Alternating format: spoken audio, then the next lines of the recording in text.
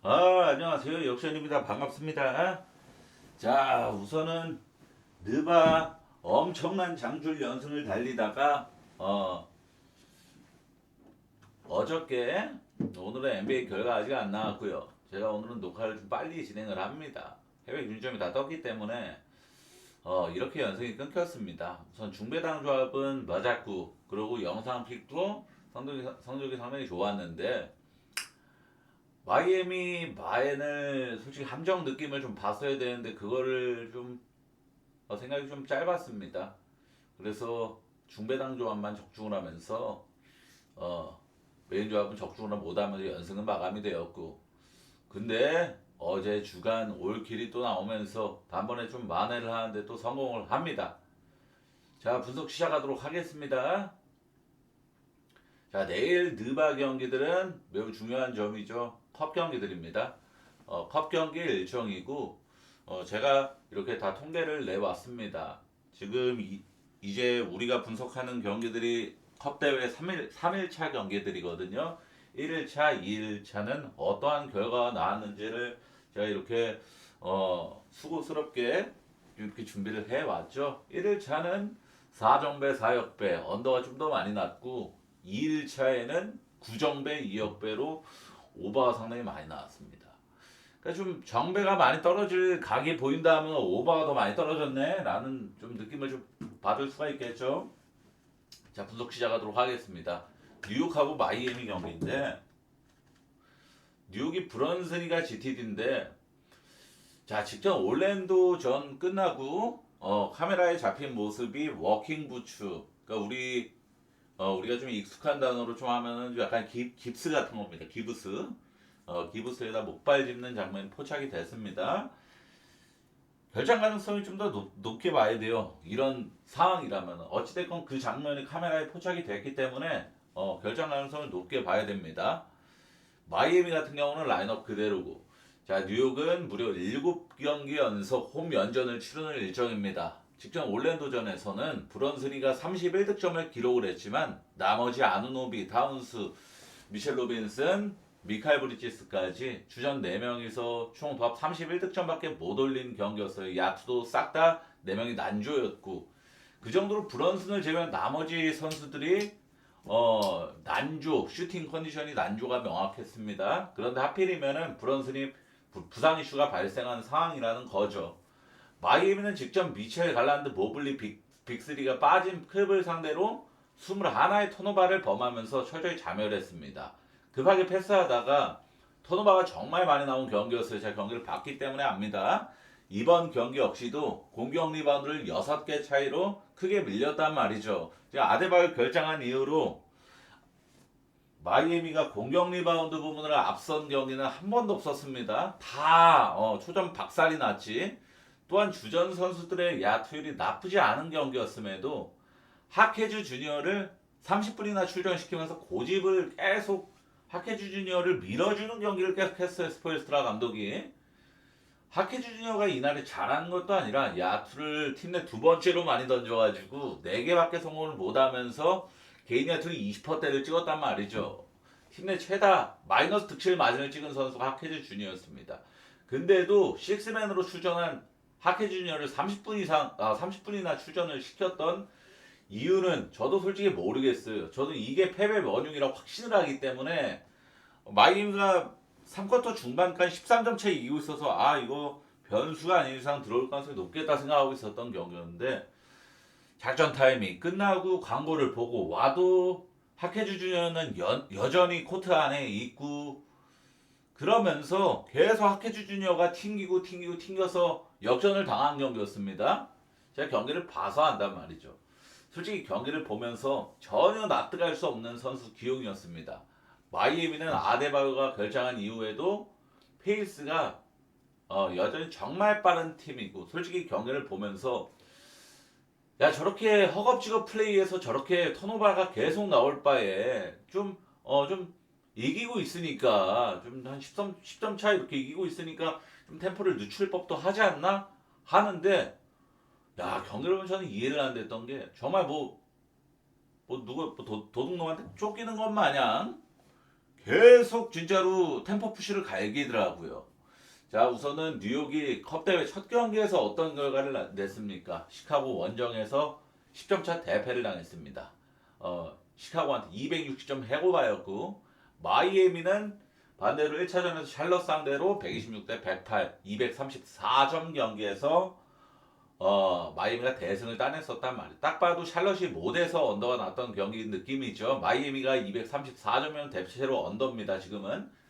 이날 마이애미가 홈에서 올 시즌 양팀 맞대결 한 번 있었죠. 222점밖에 안 났던 경기였는데 페이스는 굉장히 빨랐습니다. 104.5. 뉴욕 경기 치고는 정말 빠른 경기였는데 이날 양팀의 야투가 둘 다 평범 이하 미만의 경기였어요. 특히 뉴욕은 매우 슈팅 난주 최저점을 보인 경기였어요. 팀 야투 30%대 3점 20%대 제가 자주 하는 말이죠.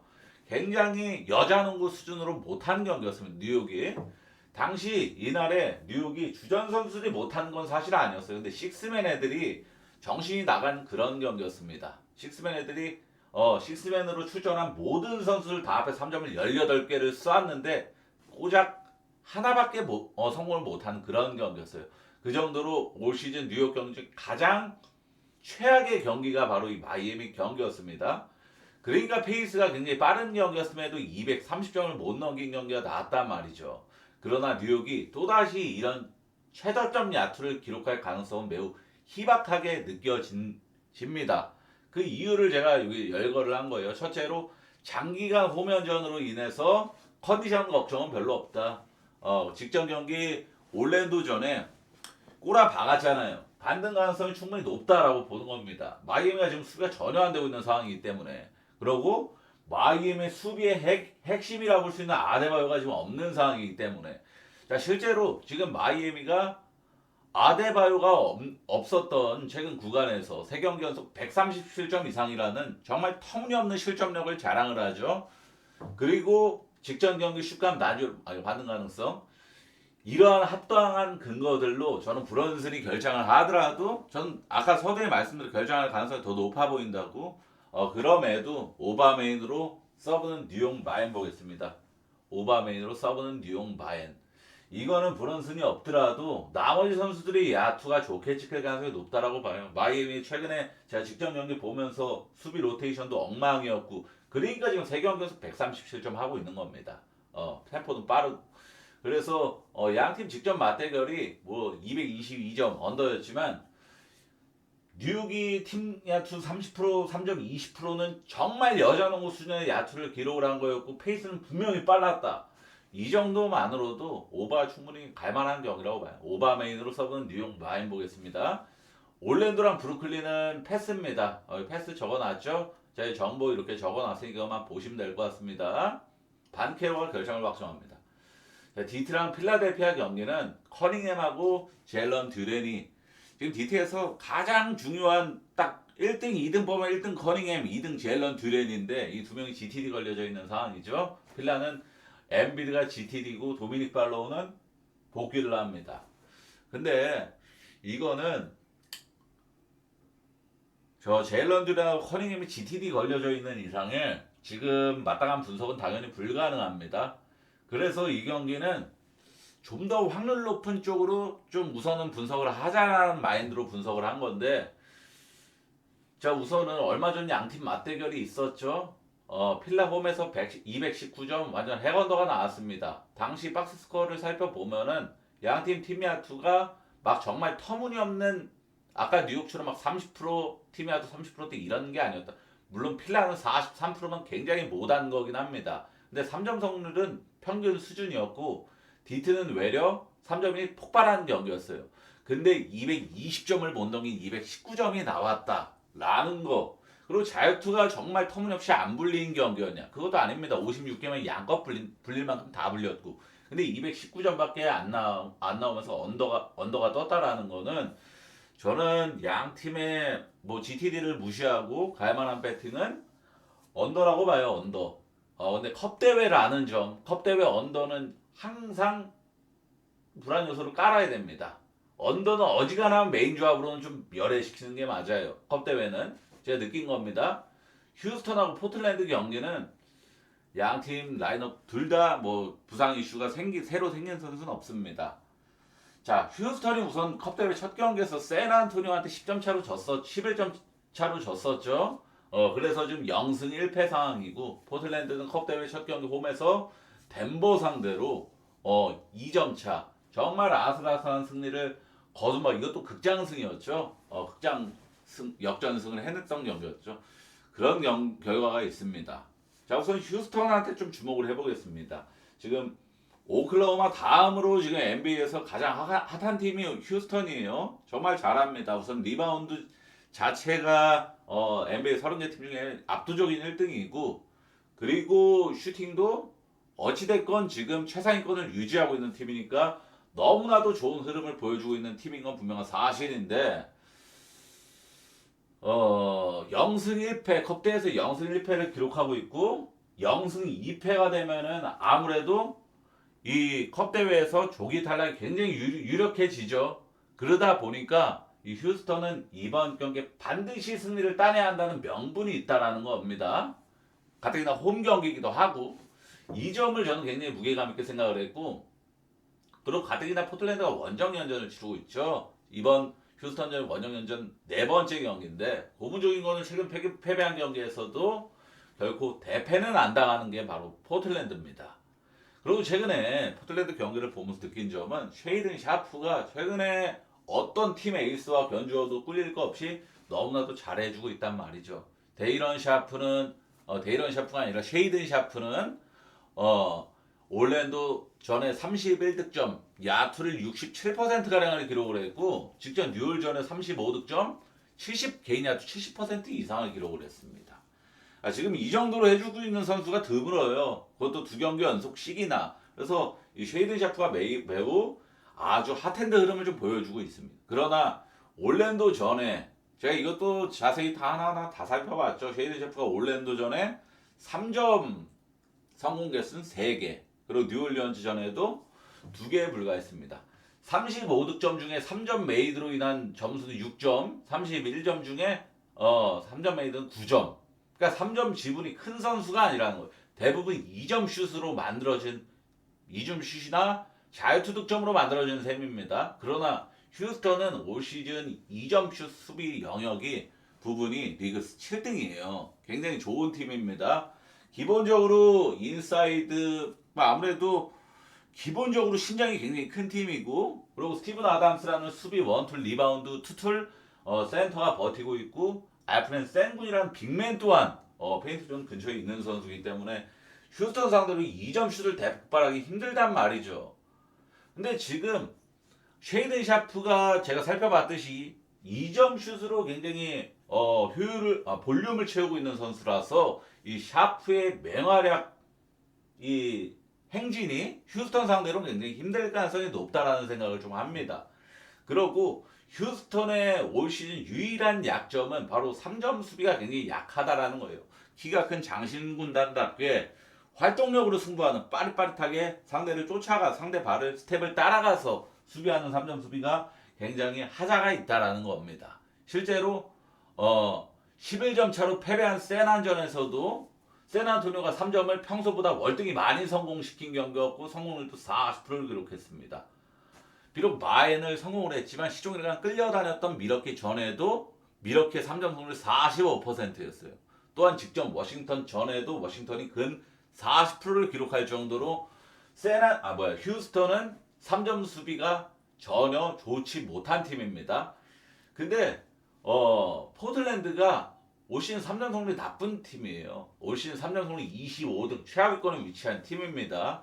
거기다 이 지금 원정연전을 치르고 있는 과정에서 앞전 원정연전 3번 모두 3점 성공률 37% 미만, 잘 넣었다 하는 경기가 없었어요. 최소한의 평범했네 수준이었지, 야 오늘 3점 되게 잘 넣었다 하는 경기는 없었단 말이죠.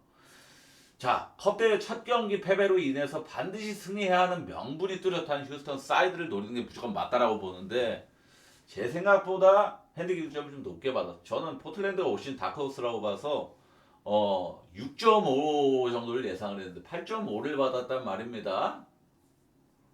솔직하게 이게 왜 쫄리냐면은 포틀랜드가 올 시즌에 패배한 경기 중에서 맥시멈 최다 점수차 패배가 8점이에요. 9점 차 이상으로 진 적이 한 번도 없습니다. 근데 우리가 8.5 마인을 까면 9점 차 이상으로 이겨야 되는 거예요.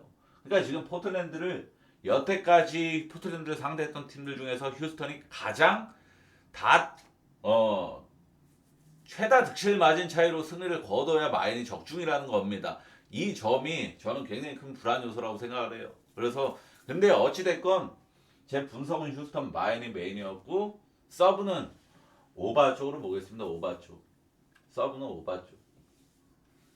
자, 미러키랑 샬럿 경기는 야니스 아테토쿤보랑 샬럿 라멜로 볼이 동시에 복귀하는 경기입니다. 샬럿 미러키는 컵대회 1차전에 무난한 대승을 따냈었고 샬럿은 무난한 대패를 당했었고 이제 야니스만 출전한다면은 나눠먹기 봐야겠죠. 직전 이게 아시다시피 직전 경기 컵 경기가 아니었지만 그냥 일반 정규 시즌 경기에서 샬럿이 홈에서 미러키를 10점 차로 승리를 따낸 경기였죠.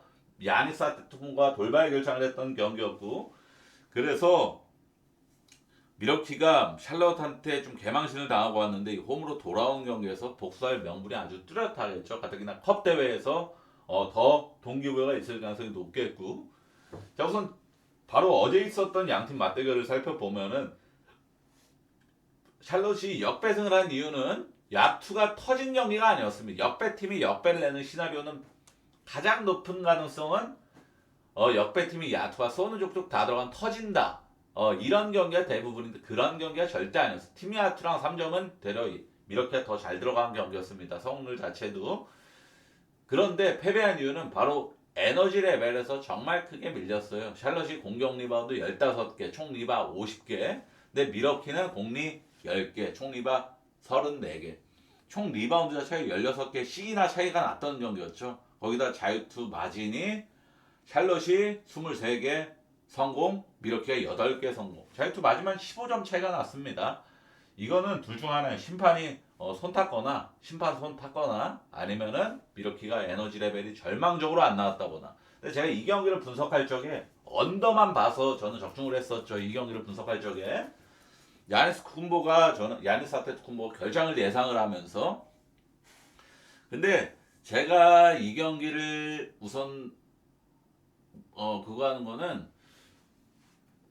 제가 그때 당시 분석할 때 뭐라고 얘기했었냐면은 미러키가 지금 백투백은 아니지만 정말 일정이 험난한 일정이다. 동부 갔다 서부 갔다 이동거리가 와리가리 이동기로도 길고 이래서 굉장히 지쳐있을 만한 일정이다라는 걸 굉장히 크게 강조를 했습니다. 그러면서 언더를 봤던 거고 그러니까 이 날에는 백투백이 아니었음에도 미러키는 굉장히 관리가 필요해서 쿤버가 결장을 했던 경기였어. 그래서 에너지 레벨도 평소보다 많이 안 나왔던 경기였던 거고 굉장히 험난한 일정이었으니까. 근데 이번에 홈으로 돌아오는 경기고 어찌됐건 하루 쉬었고 그리고 쿤보가 복귀를 한다라는 점 그러면은 이건 경기 양상이 완전 180도 거꾸로 바뀔 가능성이 훨씬 높겠죠. 에너지 레벨도 미러키가 충분히 더 나올 가능성이 높겠고 그리고 올 시즌 미러키는 홈하고 원정하고 완전 이중인격 팀입니다. 쌍판 다른 팀. 자 미러키는 올 시즌 홈 경기 평균 득점이 124.7 원정은 111.3으로 거의 13점 이상의 차이가 날 정도로 엄청난 차이를 보인단 말이죠. 그래서 저는 이 경기는 불안 요소는 내일 미러키가 백투백이 예정되어 있다. 근데 샬럿 역시도 내일 백투백이 예정되어 있다는 건 똑같거든요. 그래서 이 경기는 그 내일 백투백이 있다는 거를 어느 정도 배제를 하고 저는 미러키 많이 보겠습니다. 원래 다음날 백투백이 예정되어 있으면 뭐 아니면 도예요. 빠르게 가비지 썰어버리고 빠르게 가비지 썰어버리고 다음날 일찌감치 가비지 내버리는 거 이거를 목표로 할 수도 있고 만약 이 플랜이 꼬인다면은 어쩔 수 없이 주전들을 좀 갈아 넣을 수밖에 없는 경기. 그럼 다음날 여파가 더 심해지는 거고. NBA는 이런 시나리오가 많이 나오는데 저는 미러키가 샬럿을 일찌감치 조기 가비지 썰어버리는 그림을 좀 보겠습니다. 홈 미러키는 분명히 강해요. 평균 득점 124.7만 보더라도 미러키 마인 쪽으로만 접근하겠습니다. 저는 어느바 패스하고 미네소타랑 세크라멘토 경기는 사보니스랑 말링문크가 GTD죠. 잭나비는 이번 경기에서 출전을 정상적으로 합니다. 우선 미네소타가 직전 이때도 홈 경기였거든요. 유타전에 야, 근데 미네소타 컵 경기, 홈 경기는 못 보겠더라고. 땅바닥이, 그죠? 완전 형광색이니까 눈 아파서 못 보겠더라고요. 근데 어찌됐건, 미네소타가 또다시 이 형광색 땅바닥에서 경기를 합니다. 이날의 컵 경기에서 미네소타가 유타를 40점 차로 그냥 압도적인 대승을, 역사적인 대승을 또 만들어냈었죠. 세크라멘토는 반대로 오클라호마 전에 컵 대회에서 31점 차 압도적인 대패를 당했었습니다. 지금 세크라멘토는 정말 답이 없어요. 정말로 제가 올 시즌 개막하기 전에 영상에서도 분명히 얘기했었습니다. 세크라멘토 반대는 개꿀일 것이다. 이거 얘기 들으신 분 분명히 기억하실 거예요. 저는 세크라멘토 라인업만 보더라도 얘는 수비가 될 수가 없고 실제로 지금 디펜레이팅 꼴찌 4등, 3등, 4등 수준입니다. 수비가 될 수가 없는 라인업이고 수비할 때 BQ 나쁜 애들만 골라서 모여있는 수준이다. 얘네는 절대로 이 농구 자체가 슈팅 거리도 짧아서 뭐 될 수가 있는 라인업이 아니다. 이 얘기를 분명히 했었습니다. 지금 세크가 그대로 제가 말한 거를 마치 예언 마냥 그대로 보여주고 행보로 보여주고 있잖아요. 세크라멘토가 우선 주전 포인트가 슈레더부터가 전 대놓고 구멍이라고 봐요. 독일에서 국대 슈레더랑 느바 슈레더는 아예 다른 인물이 또 동일 선상에 두면 안 돼요. 무레더는 최근 4경기 연속 1인분 그냥 브로니 제임스보다 못하는 수준입니다. 자, 오클라호마 전에 2득점 야투 빵프로 자유투로만 2점 넣은 거죠. 미네소타 전에 3득점 야투 16% 사람 아니었죠. 덴버 전에 빵득점 빵프로 부상 아웃 아니었죠. 직전 애틀란타 전에도 9득점 야투 30%대 4경기 연속 지금 슈레더 활약 보세요. 이거 감동 실합니다. 이거는 직접 확인해 보셔도 돼요. 야, 이거 진짜야? 이게 NBA 선수라고? 생각 드시죠? 그 정도로 아예 지금 주전 포인트 가드로 나오고 있는 선수가 이런 활약을 하고 있어요. 얘가 그렇다고 수비가 되는 선수도 아니고 기본적으로 세크라멘토의 수비를 잘하는 선수가 아예 없습니다. 디펜레이팅이 120이 넘어가는 팀은 원래 그냥 탱킹 팀으로 분류하는 게 맞는데 세크라멘토가 지금 120 넘어요. 디펜레이팅이 27등입니다. 그 밑에 누가 있느냐? 뉴올리언즈, 워싱턴, 브루클린이 있습니다. 자, 납득이 가죠. 얘네랑 수비 비슷한 레벨이라는 세크라멘토가 얘네 지금 1승 하면 야 얘네가 웬일로 승리를 다 했대? 신기한 일이 벌어졌네? 하는 팀들이랑 똑같은 수준이라는 거예요. 세크라멘토가. 근데 오펜 레이트는 또 브루클린보다 낮아요. 세크라멘토가. 그러니까 현 시점 번지수입니다. 그냥 저 탱킹 팀들이랑 같은 수준이라는 거예요. 별반 다를 거 전혀 없는. 근데 또 템포는 빨라갖고 실점은 쟤네보다 훨씬 많습니다. 자, 양팀 얼마 전에 맞대결도 있었죠. 그때는 또 세크라멘토 홈이었습니다. 이때도 117대 144 그냥 일방적으로 가비지 핵마인생 해고바당했는데 세크라멘토가 이날에 야투가 정말 뭐 무기력한 야투를 얘도 117점은 그래도 기록을 했죠. 야투가 좋았어요. 좋은 건 아니에요. 3점 성능이 좋았어요. 팀 야투는 그냥 44%대면 평범한 수준이었던 거지. 3점은 45%면 터진 겁니다. 세크라멘토 치고는 엄청나게 잘 터진 거예요. 그리고 자유투 마진도 세크라멘토가 미네소타보다 자유투 더 많이 넣었고 2개 더 많이 넣었고 3점 성률도 세크라멘토 더 높았고 리바운드 차이도 별로 크지도 않았고 근데 27점 차로 가비지 썰렸다? 이건 거의 긴 열전 수준입니다. 잭라빈, 드로잔 원투펀치가 둘 다 개인 야투 60% 이상을 기록하면서 둘 다 20득점 이상 기록했거든요. 원투펀치는 다 해줄 만큼 자기 역할 한 거죠. 결국에는. 근데 27점 차로 가비지 썰렸다? 지금 세크라멘토가 얼마나 무능한 팀인지 뭘 해도 안 되는 팀인지를 그냥 눈치채야 됩니다. 거기다 세크라멘토 핵심 멤버 다 판매 대상으로 떴어요. 지금 세크라멘토 구단에서 이번 시즌 그냥 빠른 지지 친 겁니다. 상대 4드로 오는 거 보고 지금 생더블 하고 있는데 졌다 지지 이거 치고 나가는 거 그거예요. 지금 다 판매 대상으로 올려놨습니다. 그러니까 분위기 좋을 수가 없고 우리 한번 이겨보자 이런 으쌰으쌰하는 정신무장이 갖춰질 수가 없는 분위기라는 멤피스랑 거의 투탑으로 지금 분위기 쓰레기 팀입니다. 미네 마인메인으로 서버 오바 볼게요. 미네 마인으로 그냥 직전 경기 결과 복붙 보겠습니다. 복붙. 자, 뉴올리언즈랑 레이커스 경기도 뉴올리언즈 자이언하고 조던 프리가 결장을 하는데 우선은 해외 소스에 의하면 자이언이 복귀할 수도 있다라는 소식까지 접했어요, 제가. 근데 우선은 지금 제가 로또와이어 사이트에는 아웃으로 떠 있기 때문에 저는 결장이라고 이렇게 적어 놓은 겁니다. 그리고 르브론도 어느 정도 소식까지 접했냐면 팀 훈련을 거의 완벽히 소화했다까지 접했습니다. 이러면은 르브론도 지금은 결장 상태지만 내일 아침 보면은 GTD로 바뀌어 있을 수도 있고 이럴 수도 있습니다. 이건 아셔야 돼요. 자, 레이커스는 직전 오클라호마 만나서 착해졌죠. 오클라호마가 그냥 신앙이라고 제가 말씀드렸습니다.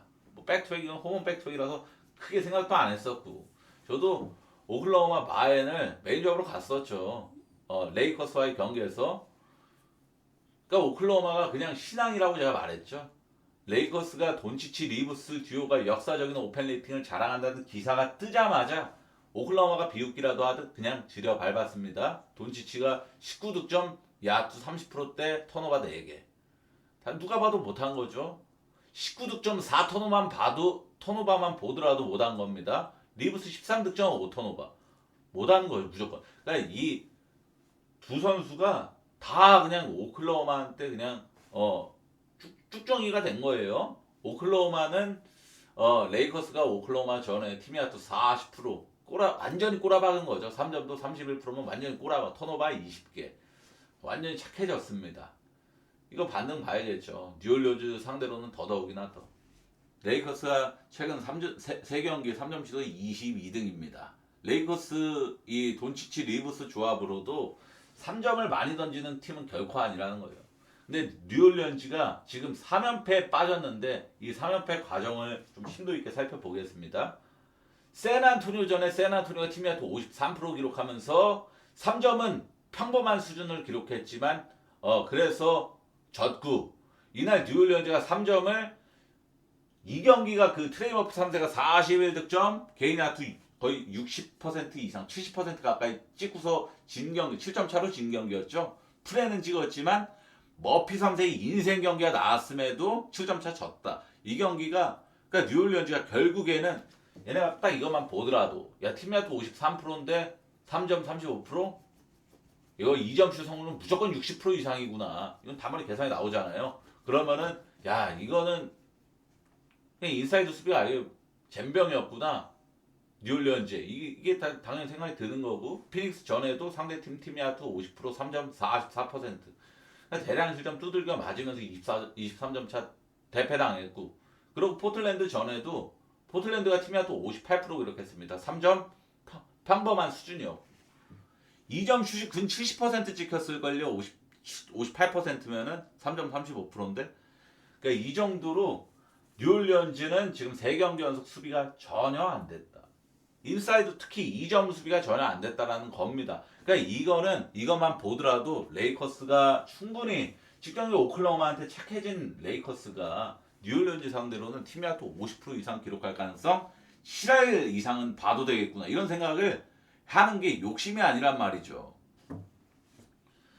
레이커스도 지금 똑같이 마찬가지입니다. 얘네도 지금 원정연전 지금 4번째 경기잖아요. 그러니까 체력적으로도 굉장히 이슈가 있을 만한 일정인데 앞전 원정연전 3경기에서 어떤 결과를 나왔을까요? 레이커스가 애틀란타 전에 3쿼터 중반에 통과하지 않았던 경기 애틀란타 팀야투 50% 이상 기록했죠. 122실점 기록했죠. 페이스가 빠르지가 않은 경기였음에도 122실점이나 했던 겁니다. 샬럿 전에도 샬럿이 3점을 대폭발하는 경기였고 팀야투 50% 넘겼고 페이스가 정말 느린 경기여서 111실점밖에 안 한 겁니다. 오클라호마 전에는 상대팀 야투 50% 기록 자 3점을 오클라호마가 31%면 솔직히 꼬라박은 거예요. 잘 안 들어간 경기였어. 근데 2점 슛은 또 잘 들어갔으니까 팀 야투는 50% 이상을 찍은 거고 그러니까 페이스 어느 정도 빠르게 나오니까 몇 실점 했죠? 127점 이상 했죠? 그 정도로 레이커스도 지금 3경기 연속 다 50% 이상 허용했다. 양팀 지금 똑같은 공통점을 발견한 거예요. 뉴올리언즈 최근 3경기 상대팀이 다 50% 이상 기록했다. 레이커스도 최근 3경기 상대팀이 하여튼 다 50% 이상 기록했다. 그러면은 이 경기는 오바는 깔고 가는 게 맞죠. 솔직하게. 레이커스도 지금 어찌됐건 원정연전 일정이라서 이 수비가 극복이 될 가능성은 홈으로 돌아온 다음에 극복이 될 좀 개선이 될 가능성이 높은 거지. 지금 원정연전을 한창 진행 중인 가운데 여기서 갑자기 수비가 잘 되는 경기가 나오기가 힘들어요.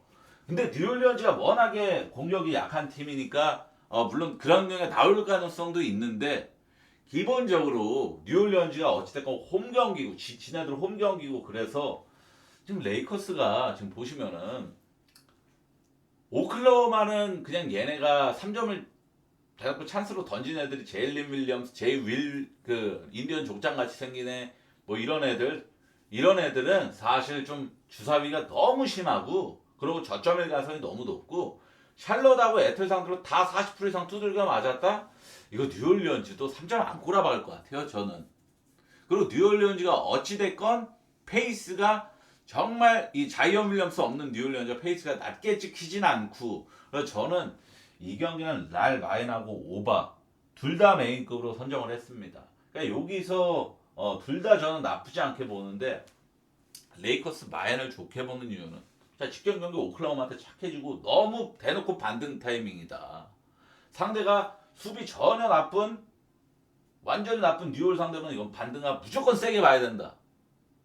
그러면은 이거 마인도 아주 괜찮게 볼만한 요소고 오바도 나쁘지 않은 게 양팀 이건 아까 다 시스컷 열심히 떠들었고 이렇게 본 경기입니다.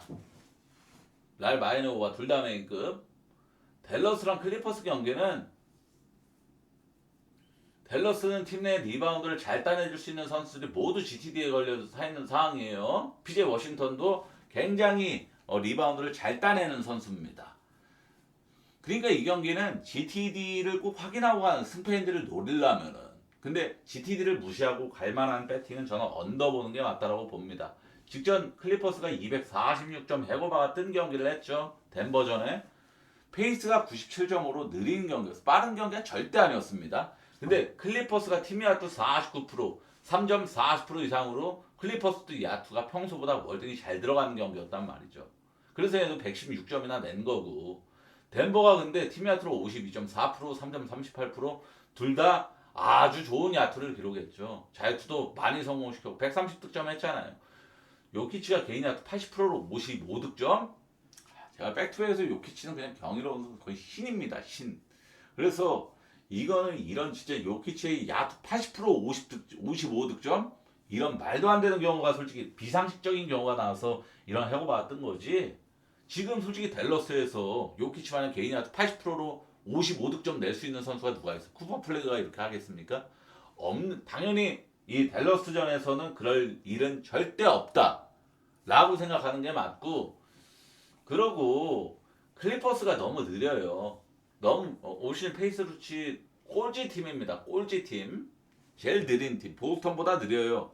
그리고 댈러스가 오펜 레이팅 꼴찌잖아요. 공격력이 제일 약한 팀이 댈러스인데 유일하게 댈러스가 오버를 내는 경기는 공통적으로 페이스가 빠르게 찍힌다는 겁니다. 페이스가 높게 찍혀요. 댈러스가 공격력은 제일 약한데 페이스는 또 빠른 팀입니다. 근데 이 페이스가 제일 느린 팀이랑 경기를 하면 페이스가 높게 찍힐 가능성보다 낮게 찍힐 가능성이 높겠죠. 그러면은 공격력 제일 나쁜 팀하고 제일 느린 팀이 경기한다. 이것만 보더라도 언더를 볼만한 경기인데 컵 경기라서 컵 경기는 진짜 언더 아무리 좋아 보여도 좀 거부감이 좀 있더라고요. 그죠? 세난하고 골스 경기는 자 직전 경기 원정 커리가 백토니 여파를 무시하고 엄청난 맹활약이 나왔죠.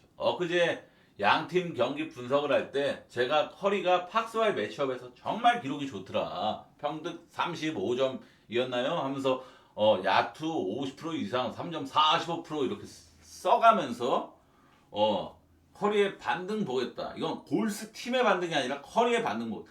진짜 실제로 골스 팀은 못했는데 커리만 잘해서 골스 역배승에 오바가 떴습니다. 제가 커리 출전 시 메인으로 오바만 본다. 이렇게 얘기했었죠. 커리 돌발 결정만 안 뜨면 오바만 보겠다. 제 분석은 100% 맞는 경기였습니다. 딱 신기할 정도로 제가 예언가가 된 듯한 그런 느낌을 받은 경기였어요. 골스는 이날에 골스 팀 자체는 되게 못하는 경기였어요. 팀 야투가 42.4% 기록했습니다. 세란톤 49% 기록했고 근데 솔직하게 자유투 맞은 개수가 엄청나게 차이 났어요. 18개 18점 차이, 이건 솔직하게 심판 손 탄 거 아닌가 이런 생각을 합니다. 에너지 레벨 차이라고 보기에는 리바운드는 샌안토니오가 압도한 경기였어요. 리바운드 9개 차이, 공격 리바운드 5개 차이로 샌안토니오가 우위였던 경기였습니다. 아까 미러키 샬럿 경기랑은 완전히 상반되는 모습이죠. 그런 것처럼 저는 제가 이 경기를 안 봐서 뭐 심판이 정말 편파콜을 한 건지 뭔지는 제가 모르겠습니다만, 어찌됐건 박스 스코어만 봤을 때는 이 정도로 자유투 격차가 차이 나는 거는, 물론 파작이 들어가긴 했으나 파작을 감안하더라도 이 정도 차이는 정말 너무 좀 비상식적이다라고 생각을 합니다만, 저는 세난 마인메인으로 서브는 오바 볼게요. 왜냐하면은 직전 경기 웬바냐마랑 뭐 박스는 대놓고 그냥 범인이었고, 웬바냐마는 31득점 개인 야투 50% 기록한 거 정말 잘한 거지만 턴오버를 8개를 혼자 범했습니다. 아니 이거는 아무리 얘가 31득점을 하고 야투율도 좋았어도 8턴오버면은 범인인 거예요. 8턴오버면은 범인입니다. 그 정도로 웬바냐마도 결코 막 압도적으로 잘했다고 볼 수는 없는 경기였고, 커리는 날라다녔죠. 46득점 1턴오버. 페이스가 엄청 높게 찍힌 경기였습니다. 샌안토니오가 올 시즌 치른 경기 중에 제일 높게 찍힌 페이스 경기였어요. 그건 확실히 압니다. 제가 박스를 정리하는 사람이기 때문에. 저는 이 경기는 세난 바인으로 메인을 잡겠습니다. 이번에는. 왜냐하면은 기본적으로 샌안토니오가 홈에서 전승 달리다 골스한테 첫 패배한 건데, 이 경기에서 마저 또 질 것 같지는 않고, 그리고 원정 커리가 퀸튼 잭슨한테도 셧다운해서 솔직히 개발린 스테판 커리가 원정 경기 2경기 연속 이런 미친 활약을 한다? 상상이 좀 어렵다라고 봐요. 저는 솔직하게 좀 어렵다라고 보고, 그러고 샌안토니오가 이번에 직전 경기 패배한 원인이 아주 명확했잖아요. 웬바냐마 8턴오버, 디에런 팍스 6턴오버, 둘이 합쳐 14턴오버는 정말 비상식적인 수치입니다. 이건 말도 안 되는 수치로 엄청나게 턴오버를 저지르는 건데, 이게 반복될 가능성이 희박하죠. 얘네도 불과 어제 경기한 경우에서 내가 왜 이거를 못했구나, 내가 여기서 스틸을 왜 당했지, 이런 생각을 하면서 밤을 지새웠을 건데, 또 여기서 또 턴오버 8개 6개 범한다? 둘이? 이거는 NBA 잘 안 나오는 시나리오예요. 그래서 저는 이 턴오버만 이 정도로 스틸 안 당했으면 저는 샌안토니오가 이겼어야 되는 팀이 야투 차이라고 보거든요. 아까 몇 프로였죠? 49%하고 42%대는 삼성으로 얼추 비슷한 수준이었고, 자유투 마진은 솔직하게 제가 경기를 안 봐서 모르겠지만 이건 비상식적인 수치였고, 샌안 마인보입니다. 저는 자, 내일 백투백 있는 팀들 이렇게 적어놨어요.